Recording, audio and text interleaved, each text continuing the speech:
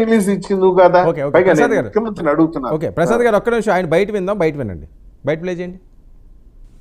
Prime మినిస్టర్కు లేఖ రాస్తాం, దీని తర్వాత సుప్రీంకోర్టు చీఫ్ జస్టిస్ గారికి కూడా లేఖ రాస్తాం. దీని తర్వాత చంద్రబాబు నాయుడు గారు అనే వ్యక్తి తన రాజకీయ యావ కోసం దురుద్దేశంతో తిరుమల తిరుపతి వెంకటేశ్వర స్వామి ఆలయాన్ని భ్రష్టు పట్టించే విధంగా తాను మలాయిన్ చేసే కార్యక్రమం చేయడం ధర్మమేనా, దీని మీద ఎంక్వైరీ జరగాలి, చంద్రబాబు నాయుడు గారికి అక్షింతలు పడాలి అని చెప్పి కూడా లేఖ రాస్తాం. National accreditation boards for labs నుంచి సర్టిఫై చేసిన సంస్థ నుంచి ప్రోడక్ట్ క్వాలిటీ సర్టిఫికెట్ తీసుకుని రావడమే కాకుండా ఆ తర్వాత ఇక్కడ టీటీడీలో 3 శాంపుల్స్ తీసుకుని 3 రిపోర్ట్స్ మళ్ళీ పాస్ అయితేనే ఇవి వాడకంలోకి తీసుకొని వస్తారు. మరి అలాంటప్పుడు ఈ కార్యక్రమం కూడా ఇవేదో కొత్తగా ఇప్పుడు జరిగేది కాదు. ఈ ప్రొసీజర్ కూడా ఈ రకంగా 3 శాంపుల్ తీసుకోవడము, ఈ రకంగా 3 శాంపుల్స్ పాస్ అయితేనే దీన్ని వాడకంలోకి తీసుకొని రావడం, ఇవన్నీ కూడా కొత్తగా ఇప్పుడు తీసుకొచ్చినటివి కాదు. ఇవన్నీ కూడా దశాబ్దాలుగా ఉన్నటివి ప్రక్రియ, ప్రాసెస్.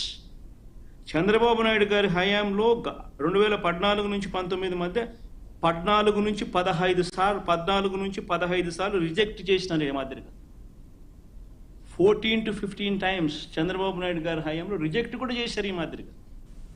ప్రైమ్ మినిస్టర్కు లేఖ రాస్తాం, దీని తర్వాత సుప్రీంకోర్టు సప్తగిరి ప్రసాద్ గారు ప్రైమ్ మినిస్టర్కి లేఖ రాస్తారట, సుప్రీంకోర్టు తలుపులకు తొడతామంటున్నారు, ఎంత దూరం అన్నా వెళ్తామంటున్నారు. చాలా దూరం వెళ్ళమనండి. ఆయన ప్రైమ్ మినిస్టర్కి లేఖ రాయమనండి, రాష్ట్రపతికి రాయమనండి, సుప్రీంకోర్టు జడ్జిలు కూడా ఇంతకుముందు రాసే అలవాటు ఉంది కదా, ఆయన రాయమనండి, మాకు ఏమి ఇబ్బంది లేదు.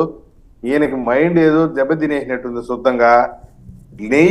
నీ హయాంలో ఇప్పుడు ఆయనే అంటున్నాడు చంద్రబాబు నాయుడు హయాంలో నుంచి ఉన్న ప్రొసీజర్ అని చెప్పి. ప్రొసీజర్ అయితే ఎప్పటి నుండో ఉంది, మేము కాదని లేదు.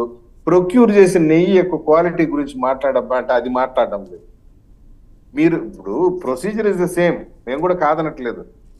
వచ్చినటువంటి కంటెంట్, వచ్చినటువంటి నెయ్యి 320 రూపాయలకి కొన్నావు, ల్యాబ్కి పంపించి నువ్వే చెప్పావు నేషనల్ అక్రిడేటెడ్ ల్యాబ్ అని. అది స్టేట్ ల్యాబ్ కూడా కాదు, మా కంట్రోల్లో ఉండే ల్యాబ్ కాదు.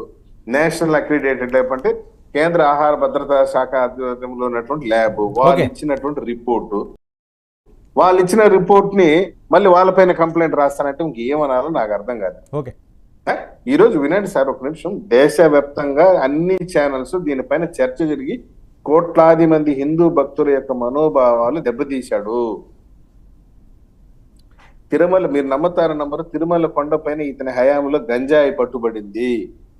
ధర్మారెడ్డి శ్రీవాణి ట్రస్ట్ ఏర్పాటు చేసి 850 కోట్ల రూపాయలు స్వాహా చేశారు. విజిలెన్స్ ఎంక్వైరీ జరుగుతా ఉంది. విశాఖ శారదాపీఠం లాంటి వాళ్ళు తిరుమల కొండపైన భూములు కబ్జా చేసి నిబంధనలు ఉల్లంఘించి మఠాలు కడుతున్నారు. ఇతని హయాంలో జరిగింది. ఇవన్నీ జరిగింది కదా, నువ్వు కాదంటే ఎట్లా? తప్పించుకోవాలని ట్రై చేస్తే ఎట్లా? Vigilance enquiry still going on.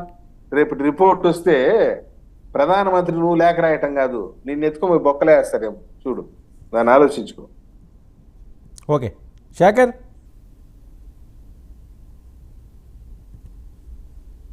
Varma గారు మీకు, అలాగే ప్యానెల్ లో ఉన్న సప్తగిరి ప్రసాద్ అమ్మకి, అరుణమ్మకి, అలాగే 99 టీవీ వీక్షకులందరికీ కూడా గుడ్ ఈవినింగ్. తిరుమల దేవస్థానం